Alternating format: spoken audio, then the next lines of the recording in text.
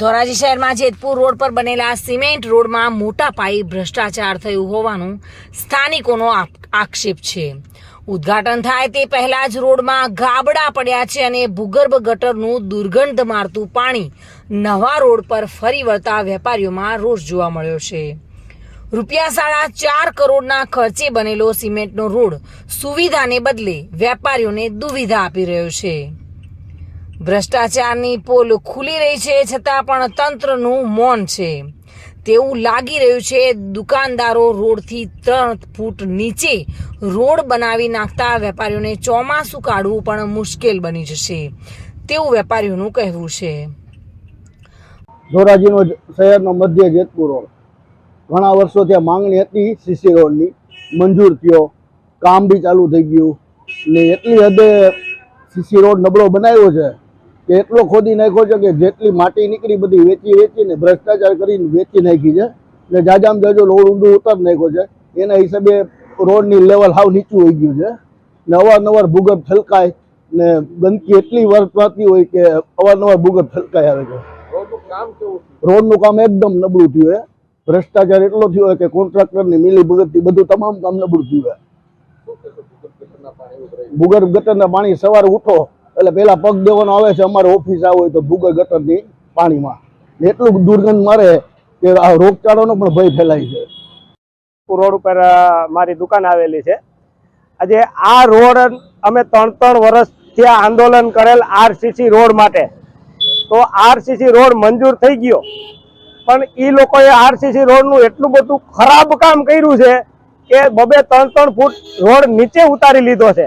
આજે મને એવું લાગે છે કે આ રોડ નીચે ઉતારીને એને માટી વેચવાનું કદાચ આમાં કૌભાંડે કર્યું હોય એવી શક્યતા મને દેખાય છે। તો આટલો બધો રોડ નીચું લેવાનું કારણ શું?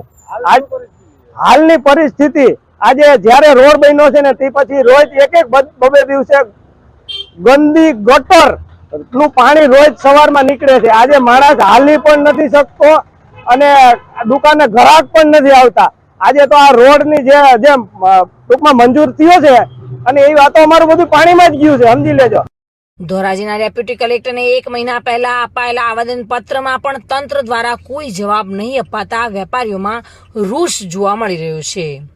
સિમેન્ટ રોડમાં ખૂબ જ મોટા પાયે ભ્રષ્ટાચાર થયેલો છે જે અંગે જેતપુર રોડના વેપારી જીતેન્દ્રભાઈ કોઠિયા, ચીમનભાઈ વૈષ્ણવ વગેરે આક્રોશ ઠાલવતા જણાવ્યું હતું કે ધોરાજીના જેતપુર રોડથી જૂનાગઢ રોડ સુધીના રાજ્ય સરકારે 4.5 કરોડ રૂપિયા ફાળવ્યા છે અને વિસ્તારના વેપારીઓ છેલ્લા 3 વર્ષથી પરેશાન થઈ રહ્યા છે। તેને સારી સુવિધા મળે તે હેતુથી ડામર રોડને બદલીને સીસી રોડ બનાવવા રાજ્ય સરકારે સ્પેશિયલ ગ્રાન્ટ આપી હતી, પરંતુ સારી સુવિધા મળવાને બદલે છેલ્લા 3 વર્ષથી પરેશાન થઈ રહેલા વેપારીઓ નવી સુવિધામાં પણ કોન્ટ્રાક્ટરોના અધિકારીઓના ભ્રષ્ટાચારને કારણે ફરી મુશ્કેલીમાં મુકાઈ ગયા છે।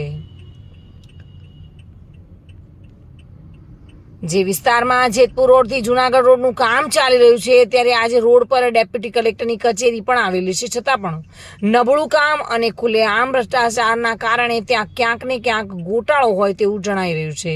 વેપારીઓ પણ આ બાબતે આક્રોશ ઠાલવી રહ્યા છે। 1 મહિના પહેલા અને ભ્રષ્ટાચારની ફરિયાદ કરવા છતાં પણ કાર્યવાહી નહીં થતા તેમાં પણ કોઈ શંકાની સોય હોય તેવું તેઓ જણાવી રહ્યા છે। પ્રમુખ ધોરાજી શહેર કોંગ્રેસ સમિતિ ધોરાજી શહેરની મધ્યમાંથી પસાર થતો સ્ટેટ હાઈવેની કામગીરી ઘણા સમયથી ચાલુ છે। આ સ્ટેટ રોડને જ્યારે ખોદકામ કરવામાં આવ્યો ત્યારે તેની માટી સગેવગે કરી દેવામાં આવી છે અને આ રોડના કામની અંદર મોટા પાયે ભ્રષ્ટાચાર કરવામાં આવ્યો છે।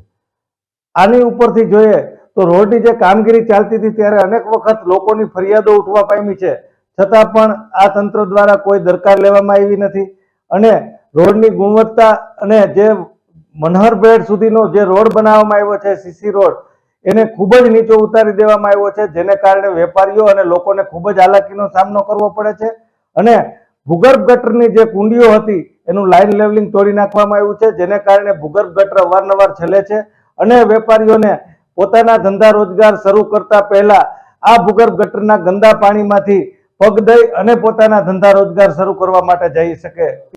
આ બાબતે ભ્રષ્ટાચાર બાબતે અમે ફરિયાદ પણ કરેલ છે અને શંકાને ચોક્કસપણે હું કહી શકું કે ટેન્ડરની શરતો મુજબનું આ કામ કરવામાં આવેલ નથી અને આ રોડની અંદર મોટા પાયે ભ્રષ્ટાચાર કરવામાં આવ્યો છે.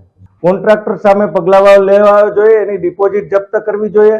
બીજા નંબરની અંદર જોઈએ તો આ કોન્ટ્રાક્ટર પાસેથી જે કામ કર્યું છે એની રિકવરી પણ કરવી જોઈએ અને કોન્ટ્રાક્ટરને જે ટેન્ડરની શરતો મુજબ નિયમ મુજબ નિયત સમયની અંદર જે કામ પૂર્ણ કરવાનું હતું એ કામ પણ પૂર્ણ કરેલ નથી અને એની સામે પેનલ્ટી પણ લેવી જોઈએ. વિમલ સોંદરવા સાથે bureau report, today Gujarati news.